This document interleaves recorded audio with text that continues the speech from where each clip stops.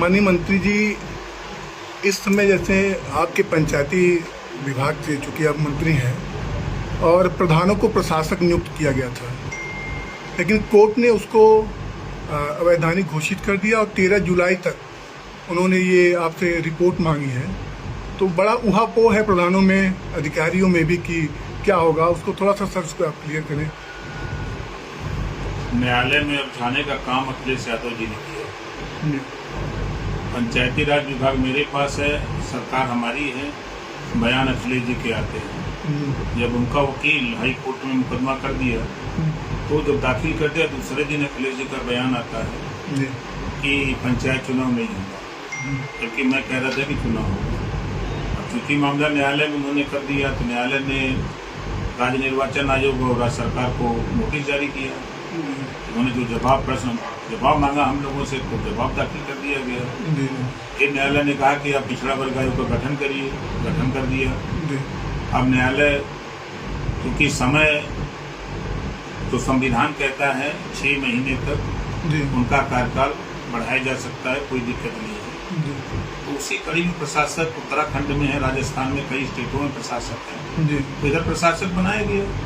अब न्यायालय ने उसका 13 तारीख को मांगा है जवाब, तो जवाब सरकार देगी। क्या लगता है कि प्रशासक बनाया गया 26 मई के बाद से हुआ, उसके बाद एक महीने धीरे धीरे 26 जून भी आ गया, लेकिन आपकी तरफ से कोई गाइडलाइन नहीं जारी किया गया अभी तक प्रधानों के लिए क्या करना है। इन्होंने एक हैंडपम्प भी नहीं बनवा सकते, क्यों? कोई गाइडलाइन नहीं है, जिलाधिकारी कोई गाइडलाइन नहीं आया है। समय से चुनाव होगा या 27 तक जाएगा, जैसे थोड़ा सा। अब देखिए मामला न्यायालय में है, न्यायालय आज आदेश करे कि आप चुनाव कराइए, तो सरकार चुनाव कराने के लिए तैयार है। सर मंत्री जी, एक चीज़ और अभी बहुत तेज़ी से चर्चा है कि आगामी विधानसभा चुनाव को लेकर के आपने कई विधानसभाओं में अपना नियुक्त कर दिया है प्रशासन, तो जौनपुर में कितनी सीटों की आपकी मांग है और वो दो जैसे कि वो सीटें कौन सी हैं, तो उसके थोड़ा सा आप चर्चा। जी, देखिए संगठन को मजबूत करने के लिए हम लोगों ने प्रभारी नियुक्त किया जी, जहाँ जहाँ संगठन कमजोर है और उन सीटों पर हम लोगों ने प्रभारी नियुक्त करके अपना संगठन ग्रास रूट तक पूरा करने की तैयारी की। काम तो हम 403 सीटों पर करते हैं जी। आप झांसी, बांदा, चित्रकूट, हमीरपुर, जालौन उड़े ही जाएंगे तो वहाँ भी लोग कहेंगे कि चुनाव नेता इधर लड़ी है। जब आप जाएंगे एटा, इटावा, कन्नौज, कासगंज, सहारनपुर, बागपत, शामली, मुजफ्फरनगर, तो उधर के लोग भी यही कहते हैं कि नेता यही चुनाव लड़ेंगे। तो चुनाव देखिए हम 5 लोग हैं अलायंस में, बड़ी पार्टी भारतीय जनता पार्टी है, सरकार भारतीय जनता पार्टी को बनानी है, हम लोग सहयोगी दल हैं। अब 4 लोग हैं सहयोगी दल, तो जो सीटें हम लोगों को मिलेगी उसको लड़ा जाएगा। जौनपुर कितनी सीट की मांग है लगभग आपकी? अब जो मिल जाएगा जो मिल जाएगा। मलनी होगा सीट है आपकी डिमांड? आज तक 403 सीट है। ये जौनपुर कोई खास सीट? 403 सीट है, उसी में जौनपुर भी आता है। हमारा एनडीए गठबंधन 403 सीटों पर जीतने की तैयारी में है।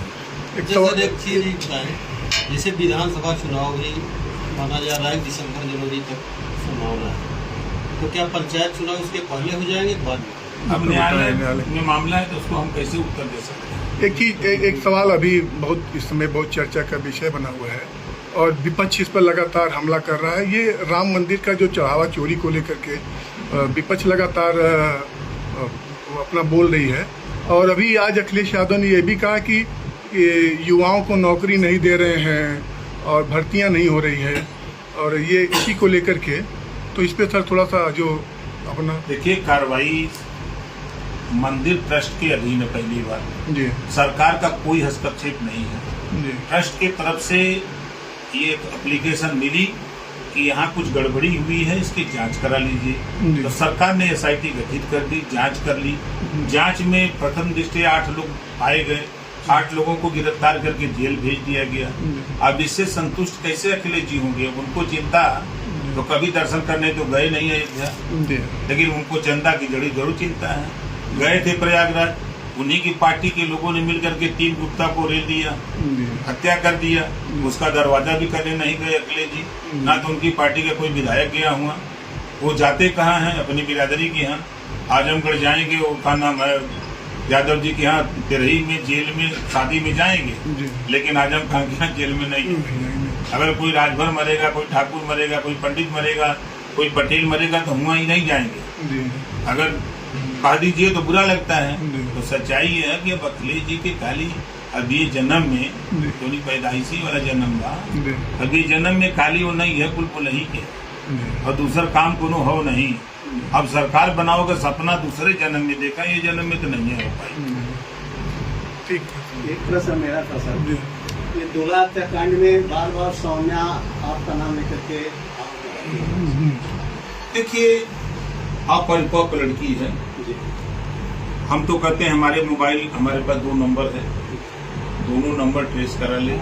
पहली बात कि चाहे थाने पर या एसपी को हम लोग कभी फोन किए हों, और जो चीज मैं देख रहा हूँ सोशल मीडिया पे, जिस लड़के की हत्या हुई, एक वीडियो आप लोगों ने भी देखा होगा कि कट्टा जी वायरल हुआ है, जो फायर करते देखा होगा। एक वकील का बयान आया उसी को लेकर के कि घर से 6 महीना बाहर चली गई थी जिस लड़के के साथ शादी की। फिर उसके बाद जो है परिवार वालों ने मिलकर शादी उसकी दोनों से समझ करके तय किया। तो वो जो गैंग चला रहे हैं पार्टी वाले, गैंग पार्टी जो मारपीट वाले, तो वो प्रदीप गैंग का लीडर, तो वो कहा कि नहीं खबरदार शादी उदी मत करो तुम लोग, हम लोग मिलके अपना जो काम कर रहे हैं वो करेंगे। अब वो बात नहीं माना तो ये घटना हुई। अब जो आरोप उसका लग रहा है, क्योंकि जिसकी हत्या हुई है आज जो सफाई मिल रही है ना, उसके ऊपर 23 मुकदमे हैं।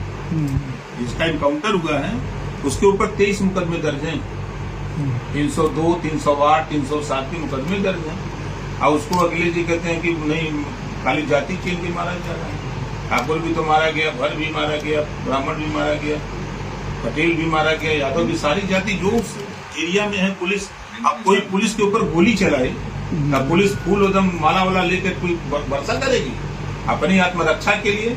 वो भी गोली चलाएगी, मरो चाहे जियो, दोनों तरफ से गोली चल रही है, तो कौन मरे कौन जिएगा? यही तो चल रहा है। ठीक है।